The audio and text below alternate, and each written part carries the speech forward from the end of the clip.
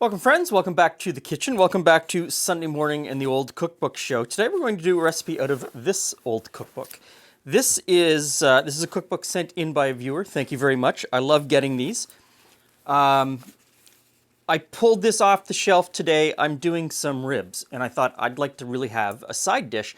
Kind of really like to have a cabbage salad. Maybe I could go through the old cookbooks and find a cabbage salad or coleslaw that is a little different than anything I've had before. I found it in this cookbook. So this is the Modern Priscilla Standard Cookbook.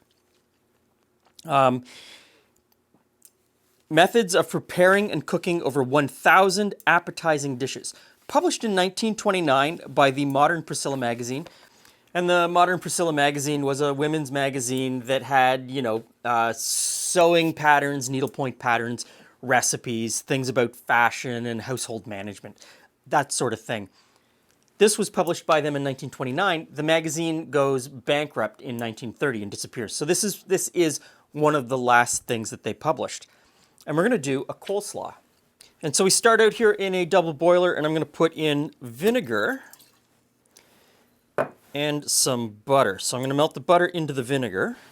And so while those are melting together, we're going to mix the rest of the ingredients. I've already shredded the cabbage.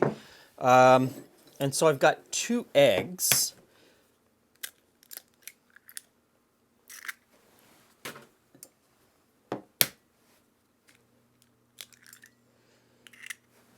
And to those 2 eggs, we're going to add salt, sugar, black pepper, and some mustard. And then we just whisk that together. Okay, so the butter's almost melted into the vinegar. I don't think I want to get it too hot just yet. I am going to need some heavy cream later, so I'm going to get that out now. There we go. Now, I'm supposed to pour the hot vinegar and melted butter into the egg mixture, mix it together, and then put it back in the double boiler. So here we go.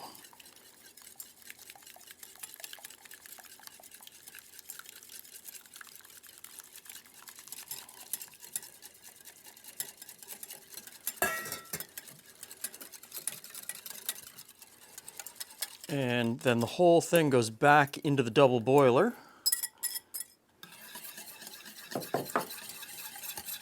Now I'm supposed to continue cooking, stirring constantly until it thickens.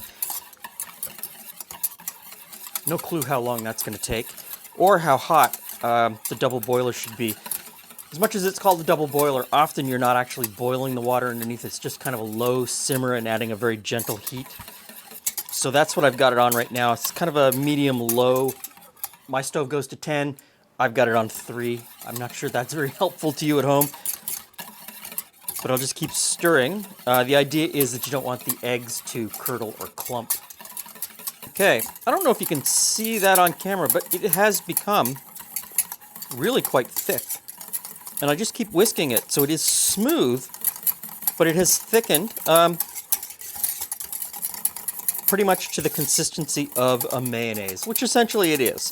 You've got egg, you've got oil, you've got vinegar, you've got spices. So now I take this off the heat,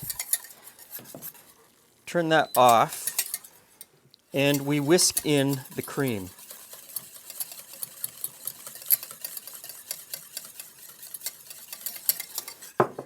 And so really that's what it is. It's a boiled mayonnaise dressing. That'll be quite nice. So I'm supposed to pour it over the cabbage while it's still hot, mix it together, and then get this into the fridge to chill down before we serve it at supper.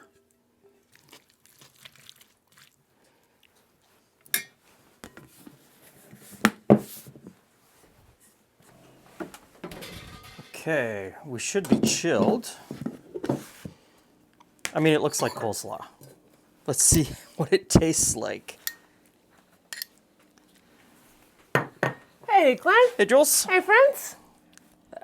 A classic winter treat. I don't know. Well, I figured it was a It's a cold, rainy, like I'll just stand here with my wool sweater Yeah. on and outside. It's wavering between freezing rain and ice pellets. So it's a coleslaw from 1929, okay. but I've never had a dressing like this. Okay.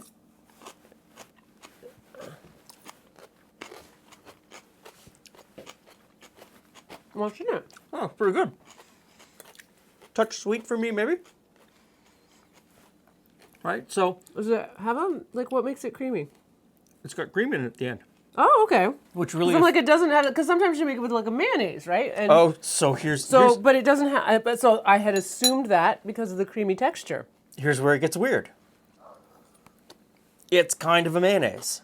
It's a boiled mayonnaise. So you boil all the ingredients together as you whisk it. So it's got all of the mayonnaise ingredients: egg, Okay. vinegar, spices, and a little bit of oil in the form of butter.